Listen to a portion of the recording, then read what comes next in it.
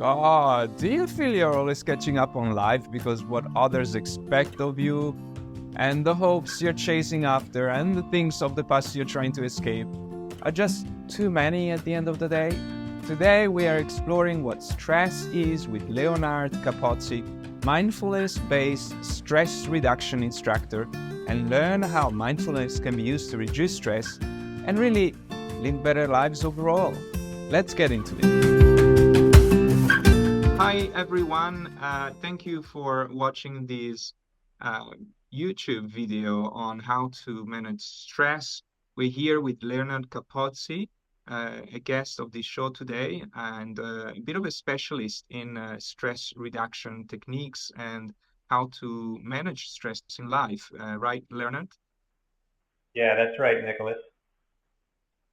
Could you maybe, before we jump into the meat of this interview, could you give us a little background of yourself, where you come from, and what is taking you in this journey of wanting to manage stress with mindfulness practices? Sure.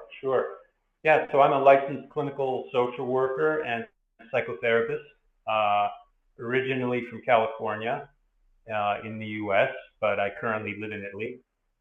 And my interest in stress reduction and in using mindfulness practices to work with stress reduction goes way back to when I was in university, before I went and got the master's in clinical social work. So it feels kind of like an old friend at this point.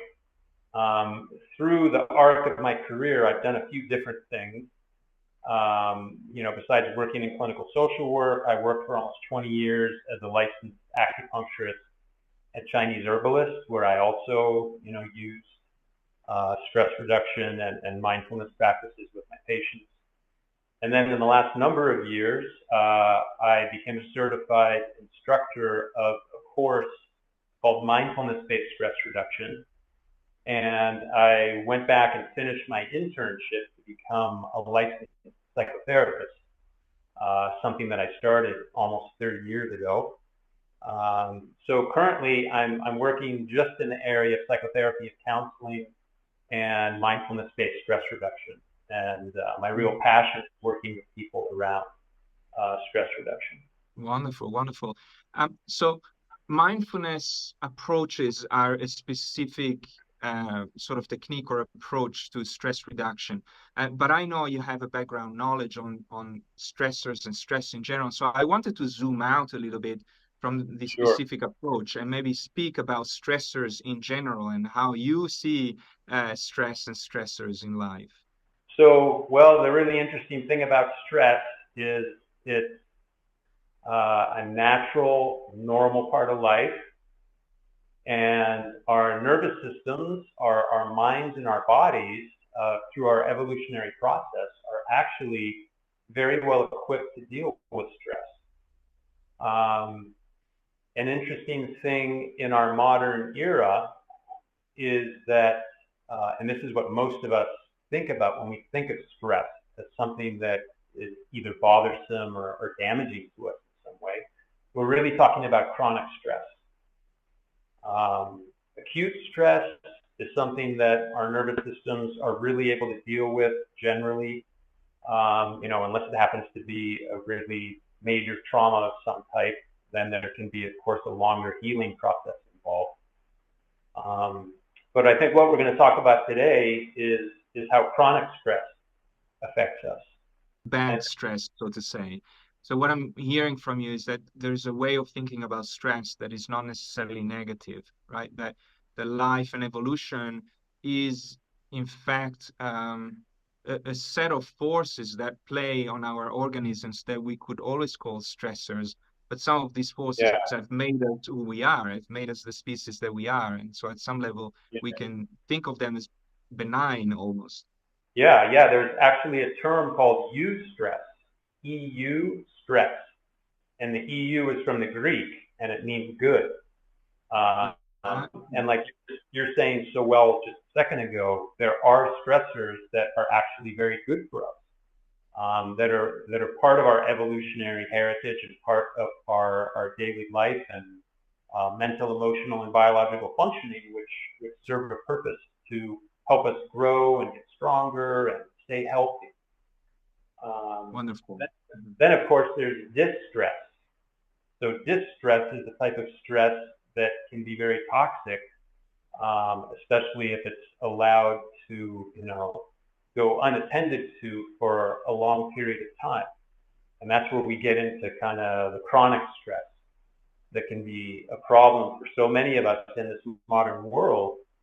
An interesting thing about this type of chronic stress is that it isn't so much the stressor itself that is the issue as much as our perceptions of the stressor and our perceptions of ourself in relation to the stressor.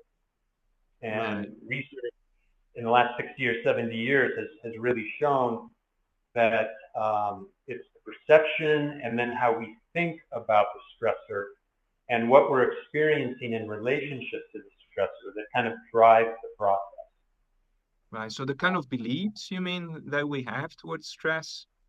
Yeah, beliefs, perceptions, which I guess would be sort of like really macro kind of beliefs, but then we can also get to more micro level,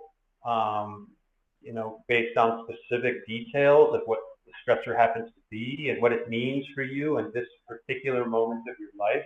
Excuse me interrupting, but I want to bring maybe an example. A macro stressor that is just a perception might be, for example, the attitude that I have towards immigrants in my country. Or maybe if I go a couple of centuries back, in certain countries, maybe Black people, the result of slavery, were seen as, the bad guys, let's say. So now I'm walking through the streets and I'm being stressed, but that stressor is absolutely just a perception, right? Fast forward 2 centuries later, the Black guy is not a stressor anymore because we have changed our belief about what the Black guy is. Is that a macro stressor? Yeah, I'm not sure if I would define it as micro or macro necessarily, but it's a good example from the perspective that when we start to bring more awareness to our perceptions and our beliefs around stress, and this is a good example, we start to see that there's a lot of perceptions and conditioned attitudes and beliefs that we inherit from our families, from our culture, from our religious traditions, from all kinds of different places. And they can very often be a driver behind certain types of stress, like the type that you just outlined. As we start to bring more awareness, and this is really the heart of any effective stress reduction approach. It's really about starting to bring awareness first to how the stress is manifesting for us.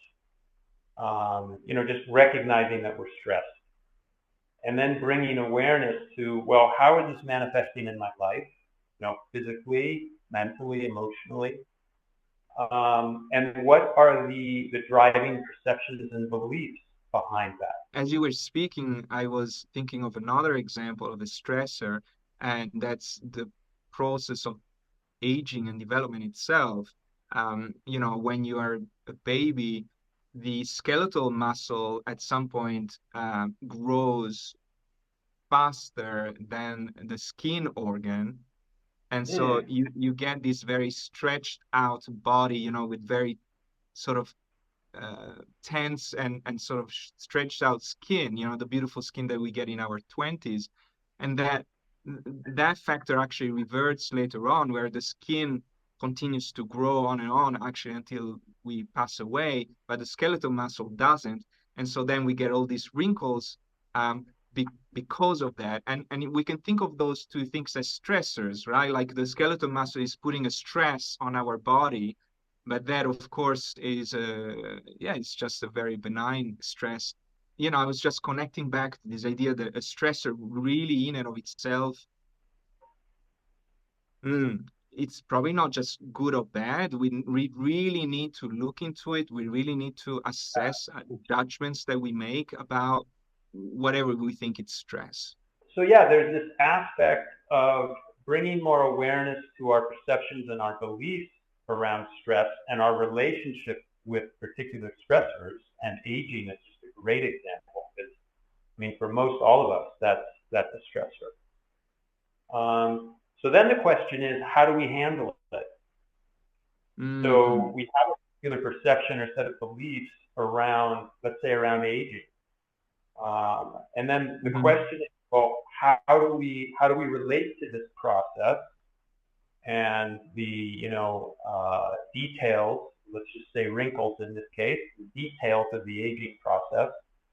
Um, do we relate to it with resistance, and do we go into a defensive posture around it, which generates stress, Right. or do we find yeah, or do we find a way to go into a more open place, a more accepting and let's say curious place around this particular stressor? And all the research shows that when a person is able to work with their attitude around a stressor in that way, that the central nervous system relaxes. The sympathetic nervous system, which is our fight and flight part of the nervous system, I wouldn't say that it goes offline, but the parasympathetic nervous system, which is rest and digest, okay, that's the part where the relaxation response comes in that we'll talk about in a little bit. But it comes in and it puts a brake on that other part of the nervous system that maybe is spinning all kinds of tales about, God, I'm getting older. I look in the mirror and I get scared because the decades are passing and it's a really stressful experience. That comes with all kinds of physical reactions in the body, right? Like we all know about what it's like to get stressed. Our palms can get sweaty, our heart rate can accelerate, we can start to breathe in a more shallow way. Absolutely. Yeah. So that's the sympathetic nervous system kind of running away with the show. And effective stress reduction approaches basically tap into this other evolutionary channel that we have, which is the parasympathetic nervous system. And it's this beautiful tool, this beautiful jewel, actually, that we all have inside of us. And so many of us just don't know about how the relaxation response is as much a part of our evolutionary heritage as the fight and flight mechanism, which of course is a very important part of our evolutionary heritage because it helps keep us safe. And it's not saying that there's anything wrong with the fight and flight mechanism. We all want to have a healthy, intact fight and flight mechanism to help keep us safe. But in modern culture, we tend to worry about so many things that in the end really don't pose a mortal threat to us. It's not like back on the savannah when our ancestors, maybe even, hundreds of thousands or millions of years ago, were having to cope with, poisonous snakes and man-eating beasts, tigers, or whatever it was. But now, in modern society, there are so many frustrations and pressures, and just the world events that are going on. We look at the newspaper, we watch the news, and these concerns, they tap into the exact same neural networks as being concerned about, being attacked by a saber-toothed tiger. So being concerned about what's going on at work, or getting stressed out in traffic, or looking at the front page of the paper and getting really discouraged about that and having fear come up around it, it actually generates quite a strong stress response inside. If I can stop you for a moment, if I'm hearing you right, one of the peculiarities of our modern times is that our stress reactive response is being activated a lot more frequently than we Yeah. imagine our ancestors might have dealt with back in the past. And what you're also saying is that somehow the threat that a saber-toothed tiger or a bear or a buffalo, for that matter, would pose to one of our ancestors is not that unlike to the fear of getting fired, as reading the front page of a newspaper, which of course always plays with that button of us feeling somewhat fearful about the world, or being stuck in a traffic jam and so on. Is that what I'm hearing? Exactly, Nicholas. Mhm. Yeah. And so when we come back to this issue of the stressor and the beliefs and the perceptions and the attitudes that we have towards the stressors, let's come back to the example of aging, right? We live in cultures that are very youth oriented. We almost, I mean, aging is almost becoming a taboo, right? Almost all of us are engaged in some form of staying young because that's where the value is. And again, I'm sort of reminded that until a couple of hundred years ago, it was exactly the opposite. As you grew older, you gain more and more respect in your society and in your tribe. And so you were held, right? Like this, there was a stresses that was being released as you were aging, but now it's very much the opposite. So I'm in front of aging. I see some wrinkles coming up on my face. Maybe I'm gaining weight and so on. And you're saying I could have a resistant attitude towards it, or I could have a more sort of accepting attitude towards it. Can we dive a little more into this particular example and how you would approach it and exactly? Yeah, well, anytime that we're aware of the mind resisting what it is that's in the moment right now. Okay, so this is really going into this mindfulness-based approach right now. Because the idea behind mindfulness practice and the way that it is so helpful in managing stress is because it helps us to learn a skill. It helps us to learn a way of being in the present moment where we're present with whatever it is that's going on. So let's say we're looking in the mirror and not liking what's being reflected back because of the aging process. So we're able to be present in the moment with the information that is coming in with a particular attitude. Oftentimes people think that mindfulness is just about being in the present moment. Well, that's one wing of mindfulness practice, but the other wing of the practice is cultivating this attitude of non-judgment, of being open to what's present right here, right now, and then even, and this is really important, Nicholas, even being able to bring a little curiosity to it. A little curiosity and a little bit of self-kindness. So a sense that I'm learning something here. So Well, rather than thinking of aging as something that I already know, I bring up the word aging. I think, well, maybe I don't really know. Let me look into this right now.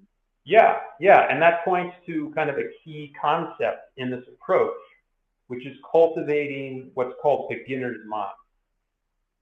So beginner's mind is where we, as best we can, because of course this is a very difficult process, because all of us have minds that think, that have incessant thoughts. I mean, the human mind is a thought factory. It's a judgment factory. And, you know, for good reason. Going back to our evolutionary heritage, it's what allowed us to develop such a highly advanced culture in so many ways.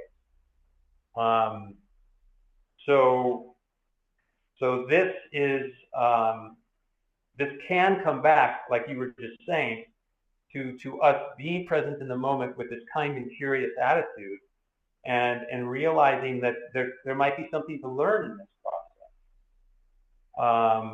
That at the same time, I might also have a little bit of self-agency in this process if I bring kind and curious awareness to it.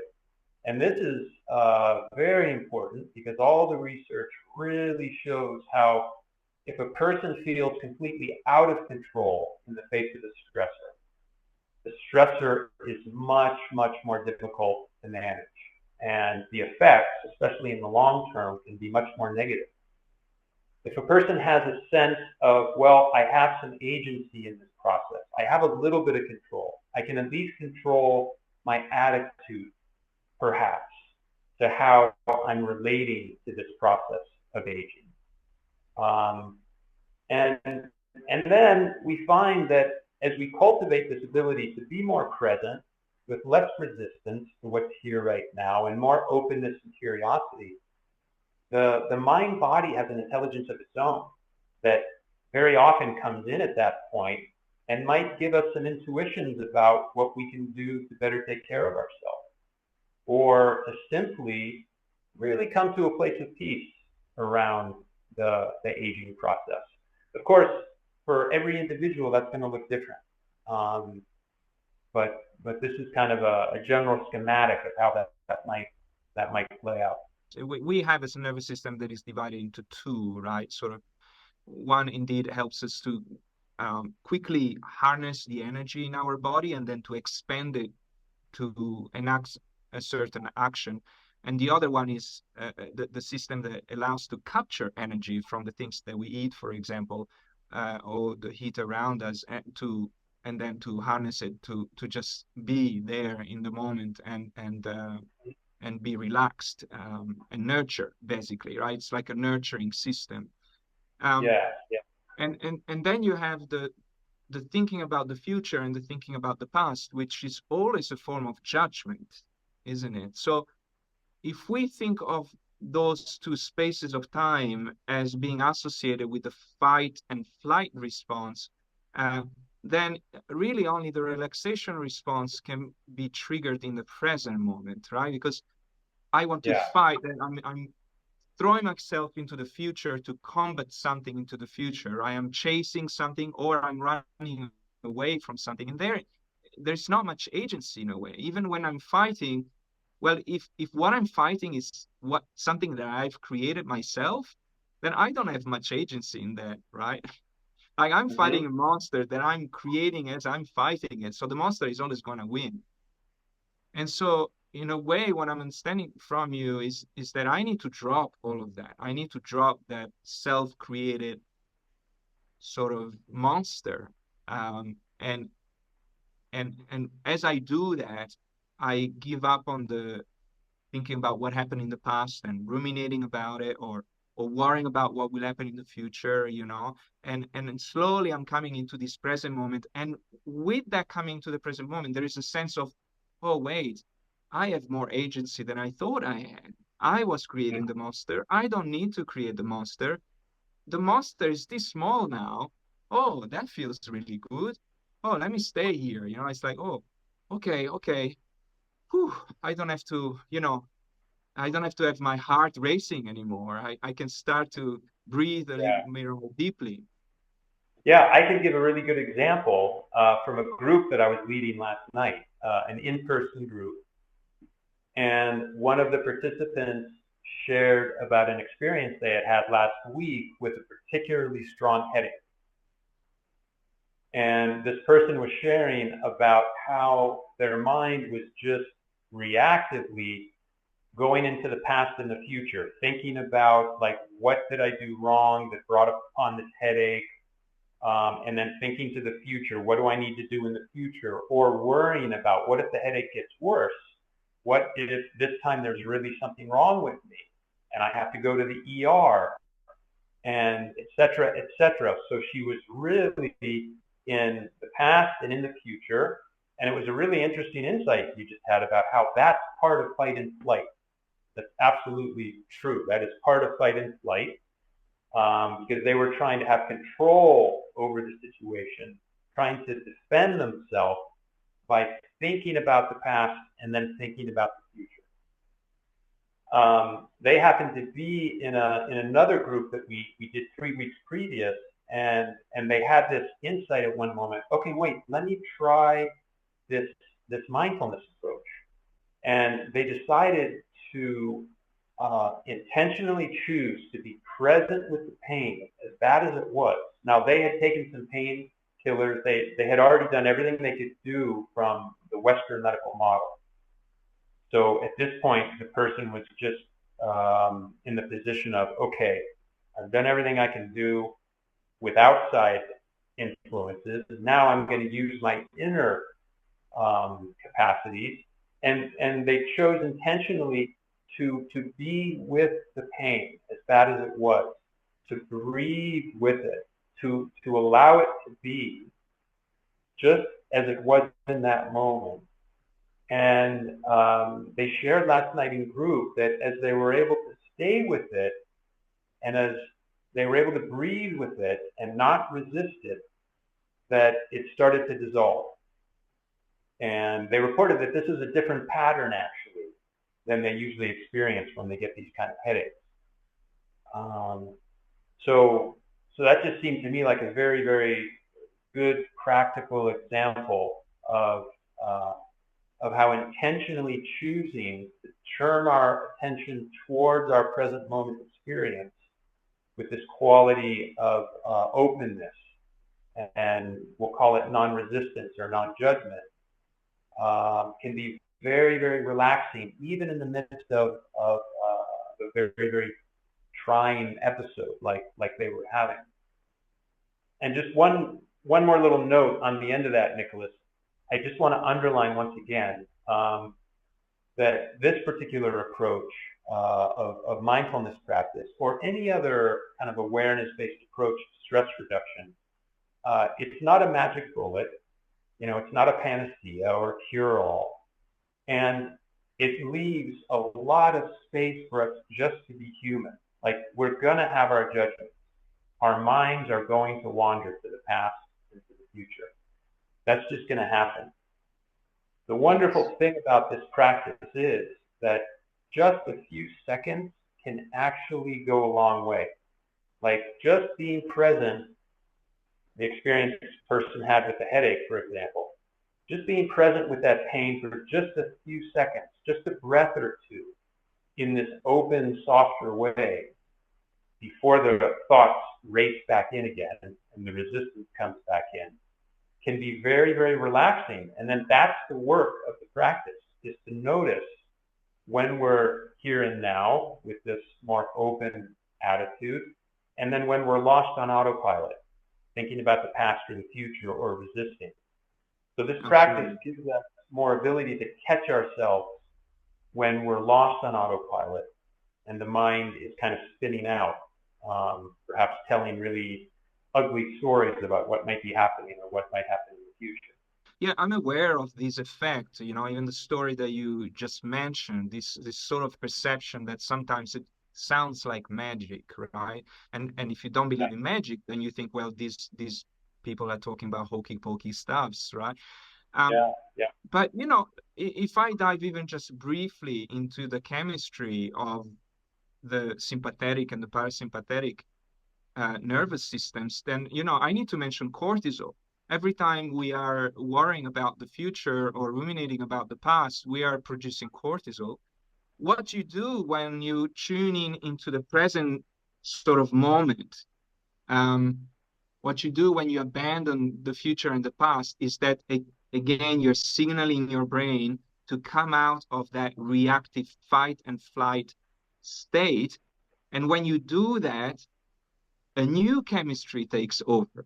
Cortisol goes down, oxytocin, dopamine kicks in, and those chemicals actually literally relax the muscle system, right? They relax your heart, and so your heart starts to beat less fast, less strongly.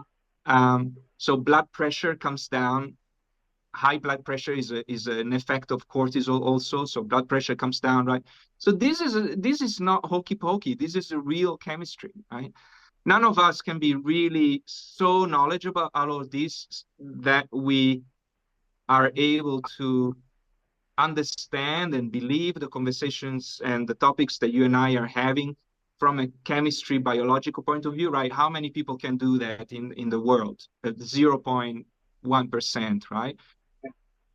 But what maybe we can believe is through the practice, and maybe that's what's gonna help here, Leonardo, that you can take us through a little moment of practice, and so for the people that have difficulty sort of accepting what we're saying, to maybe in their safety, in the safety of their houses, to just for a few minutes practice with you and see what actually happens to their body, to their mind.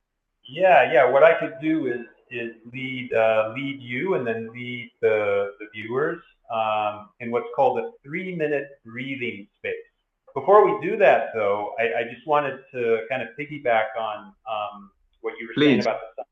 Because I'm old enough to remember back when the mainstream medical and science community, I mean, this is back in like the early to mid 80s when I was in university, really thought that this was a lot of woo-woo kind of stuff. Like it really had not hit the mainstream like it is now. But in the mid 70s, there was a very intuitive and courageous MD and researcher at Harvard named Herbert Benson. And he coined the term the relaxation response. And this was based on his extensive research into the benefits of what he calls the relaxation response, the relaxation practice that you do to generate this relaxation response. And there's a few key points to it. One is you find an ideally quiet space, and you choose an object of attention. So that object of attention could be a single word that you find very inspiring. It could be a phrase or a passage that you commit to memory that you find very inspiring and uplifting. It could be a visual cue like a candle flame or a particular image that you're drawn to. It could be focusing on the sensations of the breath in the body or other sensations in the body or even sounds in the environment. So there are many, many ways that we can focus our attention. And then he too recognized the importance of bringing a particular attitude to the process. And I think he referred to it as a non-resistant attitude. We can call it non-judgmental. We can call it kind and curious. And then he discovered through his research all of the tremendous mental, emotional, and physical benefits of doing this relaxation practice. And this was all backed up by very, very strong science at Harvard University. So we're really reaping the benefits of the work that he did 50 years ago. Yeah, today it would be a lifelong journey to read all the papers that have been written on the subject and that back up the positives of mindfulness and meditation in general. Yeah. So yes, there is copious amounts of research today backing these up. I guess what I'm aware of is that no amount of this talking can get through someone who has a negative sort of predisposition towards it. But maybe what we can do is to invite this person and everybody else here on the program for just a moment, to open their mind to curiosity and to make sure that they are in a quiet and safe space. And then maybe your voice or our voices can become that element of focus that they can take with curiosity, right? Not thinking whether they like my voice or your voice, Leonard, but it's just a voice, right? And the voice is a wave, isn't it? It's something that is like the flame on the candle. It's something that is modulated and changing all the time.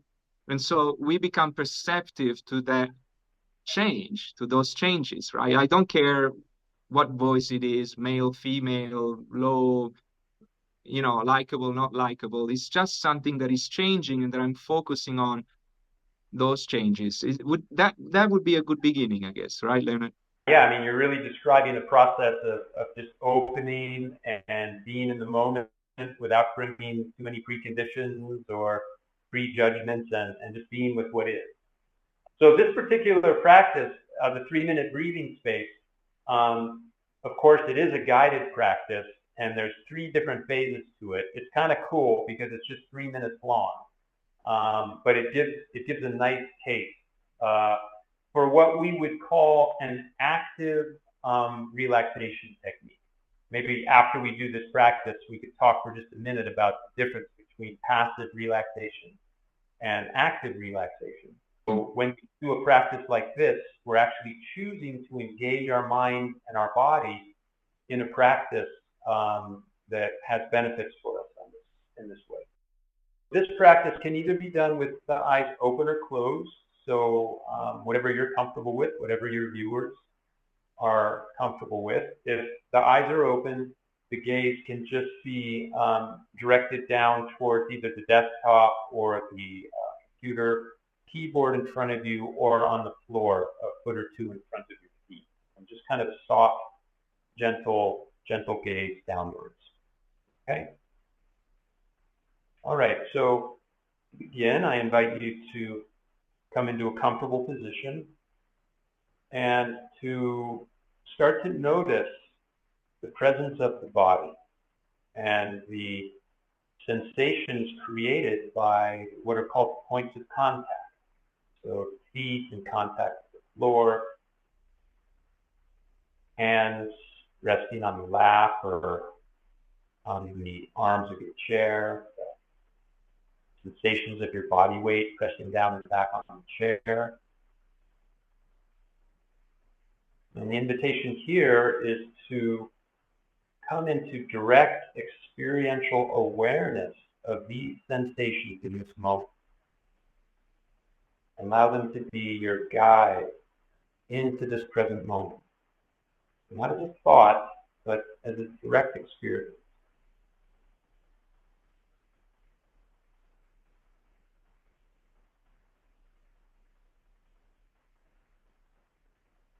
And now I invite you to just gently shift the focus of your attention to the sensations of the breath. Just noticing where in the body you experience the sensations of the breath most clearly. And then just relaxing into awareness of the sensations of the breath. Perhaps you notice the wandering mind. That's absolutely okay. The mind is going to wander. When you do notice that the mind has wandered, just take note of that.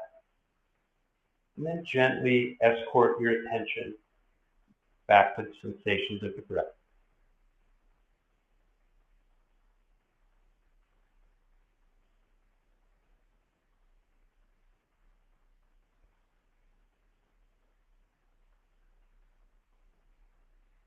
And now from the sensations of the breath, I invite you to open the field of awareness to the entire body.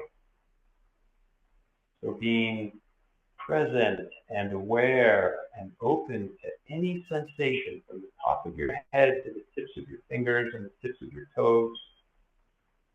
And this might also include the sensations of the breath, the points of contact. Just resting in awareness. Perhaps you're noticing the wandering mind, and you notice that the mind has wandered off, just taking note of that, and then gently redirecting your attention back to this present moment.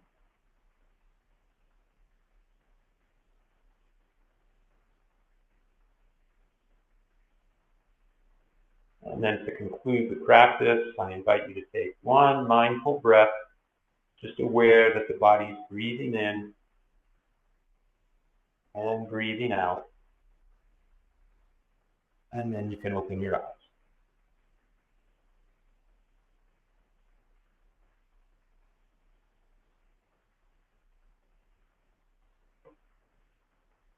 Oh, I just want to stay there for a little while more. Yeah.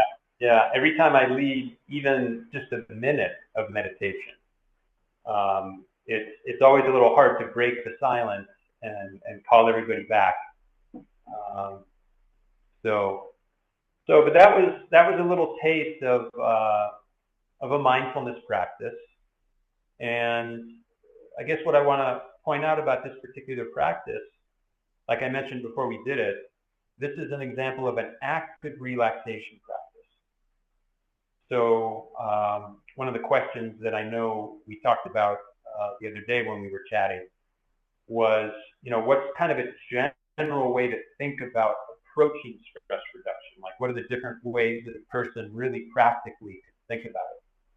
So I want to be sure I mentioned before we finish today that appropriate diet, appropriate exercise, and adequate sleep, and then adequate downtime, like recreation. Those are all really important pieces if we're really serious about working with any negative effects of chronic stress. So those are all kind of given. Another very, very important piece is adding in an active relaxation practice of some type, like this 3-minute breathing space exercise that we just did. So what's the difference between an active relaxation practice and a passive relaxation practice? So passive relaxation is important, it's pleasurable, and it's a big part of stress reduction, like going to see a movie, or sitting down on the couch and watching your favorite TV show, or even sitting down and reading a book. These are really important things, but we just kind of do them. Reading a book is kind of somewhere in between active and passive because we're really engaging our mind. But what makes an active relaxation practice an active practice is that we are intentionally choosing to engage our mind and body with attention. Like, we're really training our attention to stay in the present moment as best we can with this kind and curious quality. And we all know that the mind wanders. I don't know if you experienced that just now in those 3 minutes. Absolutely, sure. The mind has a tendency to wander off. And that's where this is an active practice, because when we notice that the mind has wandered, that's a moment of awareness. And in that moment, we have a choice to either fall back into autopilot, thinking about the past or the future, which is where stress gets generated, or we can choose to redirect our attention back into the body. Say we're focusing on the sensations of the breath or the points of contact or ambient sound, whatever it happens to be. So that's the active piece in an active relaxation process. Can I stop you there for a moment? I think you said a couple of things that for me too are very important. First of all, this idea that whatever approach you take to reducing your stress, none of these approaches are a magic bullet. You need to think about stress reduction in holistic, systemic ways. And so everything you do in your life has an impact on the accumulation of your stress response, or the accumulation of cortisol in your body, or the freeing of your or the activation of the relaxing response, the relaxation response, as you mentioned before. So first of all, I would invite everyone who has been listening to this video to think more broadly about stress reduction than what we have been focusing on here today. And then I was thinking that watching a movie is such a beautiful example, because when we watch a movie, we are sitting down and we have this sense that everything is okay, right? Like everything is set for us. We don't have to do anything. Life is going to occur in front of us, and by the power of our projective minds, right, identifying with this or that character, life is going to go on without us having to do anything. And in a sense, that's part of the meditative attitude, right? That's part of the way in which we sit down to meditate. So this sort of assumption that everything is okay, or everything is already being done. But indeed, then there's the distinction between passive and active, in the sense that when I sit down for a movie, I don't necessarily think about attention. I just become curious and attentive to the subject matter, because that's what a movie is built to do, right? It's engineered to capture our attention, to arouse our curiosity, and to keep us there. When you don't have a movie in front of you, you need to engineer that yourself. And so then you become active in producing that movie effect that you get by watching a movie. So is it more beneficial to meditate than to watch a movie, Leonard? What do you think? So yeah, just to back up one step, I wanted to add, this is what I was thinking about earlier, any passive relaxation activity can actually become an active relaxation activity if you bring that intention to it. And watching a movie is a very, very good example. Because generally watching a movie is a passive relaxation activity, because like you were saying, we just kind of abandon ourselves to the experience. And if it's a good movie, we end up getting so absorbed in it that literally 2 or 3 hours can go by, and then we're disappointed when it ends.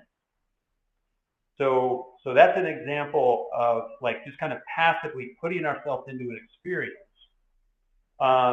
There's no doubt that that is very, very beneficial. And I'm sure that on some level, to be honest, I have never read the research about passive relaxation activities like movie watching and what effects that has on cortisol levels and norepinephrine levels and serotonin. And so I'm watching a film, I'm doing a passive relaxation response. How do I switch to that activeness?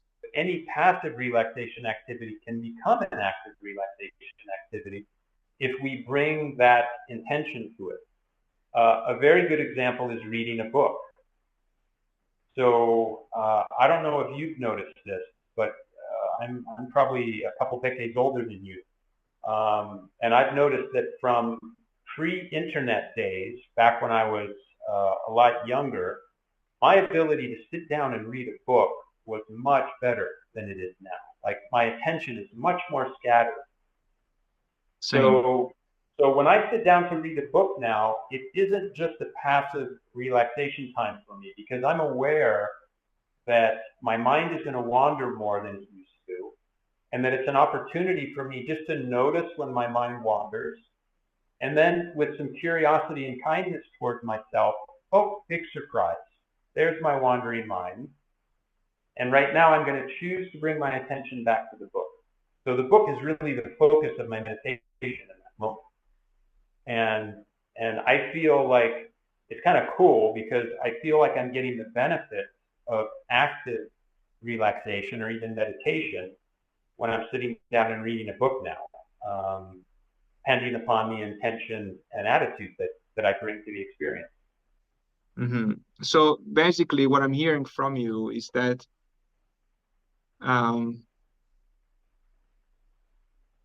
every time you abandon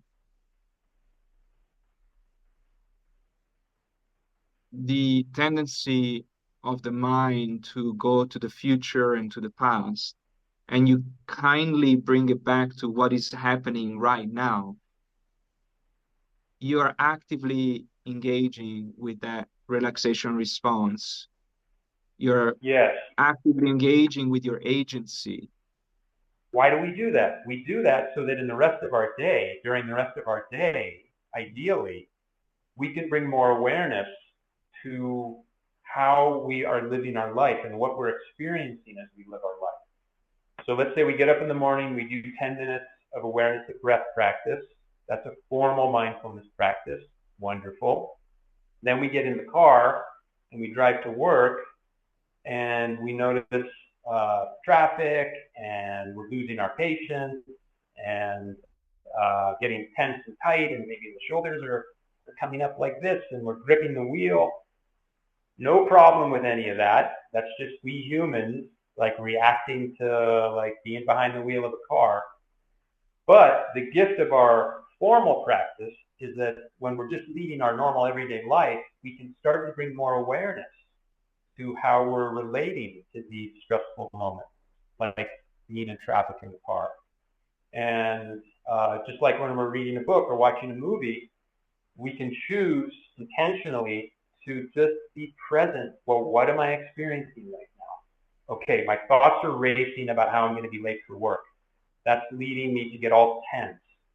The person just cut me off and like I'm super angry at them. Just noticing all of these different thoughts and feelings that could be coursing through us and how it's manifesting in the body with tension. And then we take a breath. Then we take a mindful breath and we feel ourselves back in our body. We feel our feet on the pedals. We feel our hands on the wheel. We feel our body weight pressing down and back on the chair in the car. And in this way, we come back into the moment and the body and mind can start to re-regulate itself. Wonderful, Leonard. This conversation could go on for another hour and a half for sure, but we are short for time now. I'd like to bring us to a close and maybe ask you to just share one last thought with everybody. Well, I guess another way to think about this whole topic is that effective stress management is really learning about how to adapt to change. I mean, we can think about stressors. We could name a list, right? 100 different things. There's always an element of change in there because life is just constantly changing. And that tends to be what stresses us out. So from the perspective of mindfulness practice, instead of going into fight and flight mode and resisting change and trying to control the exterior environment, although there's a role for trying to change the exterior environment, absolutely, when it's possible and when it's appropriate.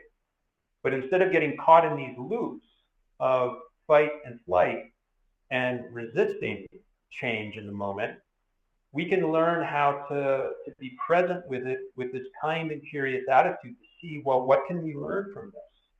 Where is my agency in this moment, either to change things on the outside or on the inside?